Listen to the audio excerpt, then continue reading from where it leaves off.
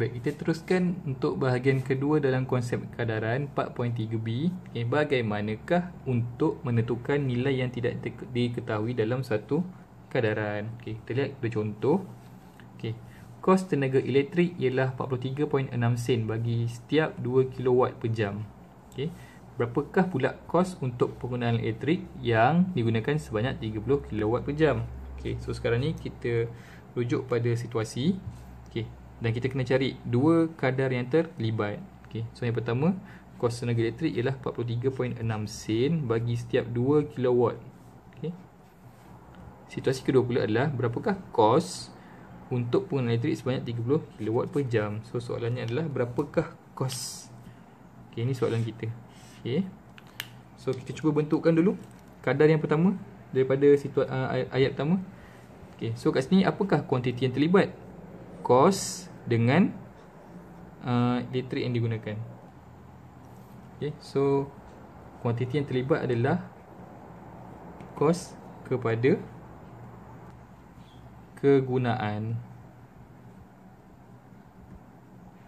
Okay, so yang pertama, situasi kita adalah 43.6 sen, okay, dalam penggunaan bagi 2 kW per jam. Okay, so ni nisbah atau kadar yang pertama.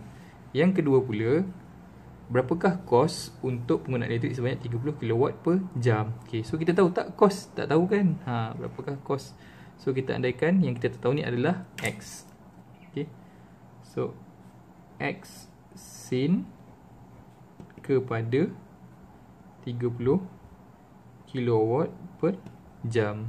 Okay, so kita keluarkan dulu dua nisbah bagi membentuk kadaran. Okay, so ni nisbah pertama, so ni nisbah kedua. Okay, so soalannya adalah berapakah kos? Nampak tak? Berapakah kos bagi penggunaan elektrik sebanyak 30 kW per jam? Kita dapat tiga kaedah yang boleh digunakan, yang dipanggil sebagai kaedah unitary, kaedah kadaran dan kaedah pendaraban silang. Kita kena pasti dulu dua kadar yang terlibat. So yang ni kadar yang pertama, yang ni merupakan kadar yang kedua, yang mana kita tak tahu berapa kos yang diguna pakai untuk penggunaan sebanyak 30 kW. Cuba lihat antara dua kadar ini. Okay, kita boleh mengguna pakai maklumat daripada kadar yang pertama sebab dia dah diberikan 43.6 sen, okay, kepada 2 kW per jam. Sekarang ni kita boleh cari penggunaan bagi 1 kW. Okay. Okay, di mana 43 kepada 2 ni kan maksudnya 43 bahagi 2. Okay, so 43.6 bahagi 2. So kita kirakan, okay, 43.6 bahagi 2 sama dengan 21.8.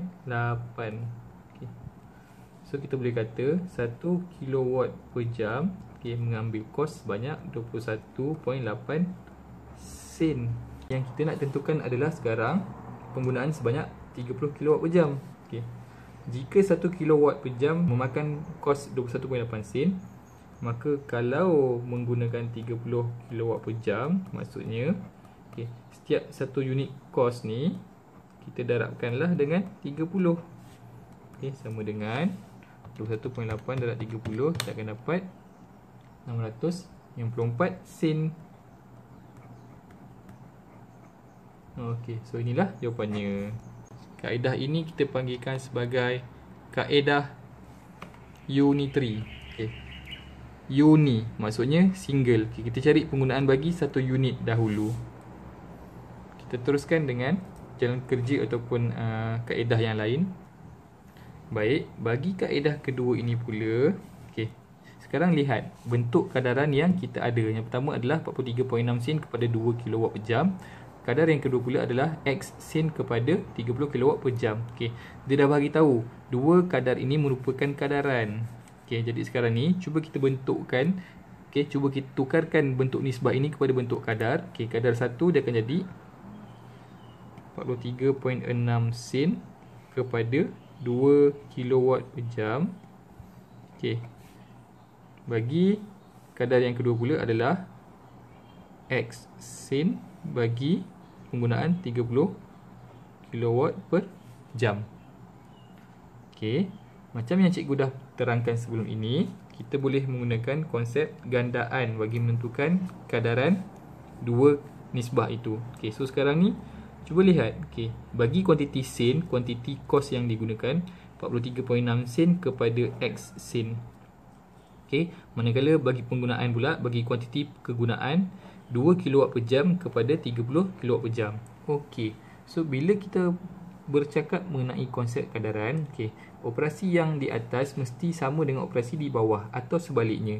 So sekarang ni kita nak buat atas tak boleh sebab kita tak tahu nilai yang dekat atas. Jadi kita boleh buat dulu pengiraan pada kuantiti yang dekat bawah. So 2 kepada 30. Okey, 2 darab berapa dapat 30? 30 bagi 2 sama dengan 15. Maka 2 mestilah darabkan dengan 15 untuk dapatkan 30. Okey, disebabkan dua kadar ini merupakan kadaran, yang atas ni juga perlu didarabkan dengan 15. So sekarang ni untuk mendapatkan X, kita perlu buat operasi 43.6 sen darabkan dengan 15. Okey.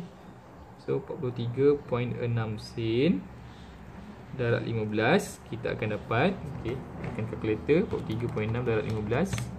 So kita akan dapat 654 sen. Oh, 654 sen. Okey. Dan kaedah ini kita panggilkan sebagai kaedah kadaran. Okey, bagi kaedah seterusnya pula adalah, okey, sekarang lihat kita memiliki dua kadar. Yang pertama 43.6 sen kepada 2 kilowatt. Yang kedua, kadar yang kedua adalah X sen kepada 30 kilowatt. Okey, sekarang ni kita tulis dalam bentuk kadar dulu. Okey, yang pertama 43.6 sen kepada 2 kilowatt. Okey. Kadar yang kedua pula adalah X sen kepada 30 kilowatt. Okey. Sekarang ni cuba hilangkan unit bagi dua-dua kuantiti tersebut. Maka kita boleh tulis sebagai 43.6 kepada 2 sama dengan X kepada 30. Okey. So jalan kerja ni cikgu bawakan ke atas. So bila ditulis 43.6 per 2 sama dengan X per 30. Okey, kaedah ini kita panggil sebagai kaedah pendarapan silang. Okey, bila ditulis dalam bentuk pecahan begini, okey, kita tak bolehlah nak tentukan nilai X ni.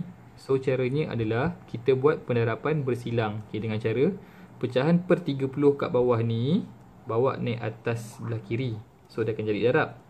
Okey, dan pecahan yang dekat bawah belah kiri ni pula bawa belah atas belah kanan pun dia akan jadi darab. So dia akan jadi jalan kerja baru iaitu 30 darab 43.6 sama dengan X darab 2. So kita kirakan ambil kalkulator, 30 darab 43.6 kita akan dapat 1308. 1308 sama dengan 2X. Sebab X darab 2 dapat 2X lah. Okay, tapi sekarang ni kita nak cari nilai X sahaja. Okay, so 2 ini apa yang kita boleh buat adalah, okay, 2 ni kita boleh bawa ke seberang dengan menjadikannya hasil bahagi. So nanti jalan kerja kita adalah X sama dengan 1308 per 2. Okay, baru kita boleh tentukan nilai X. So ambil kalkulator, 128 bagi 2, kita akan dapat 654. Okay, 654 sen. Dan kaedah ini kita panggilkan sebagai kaedah pendarapan silang.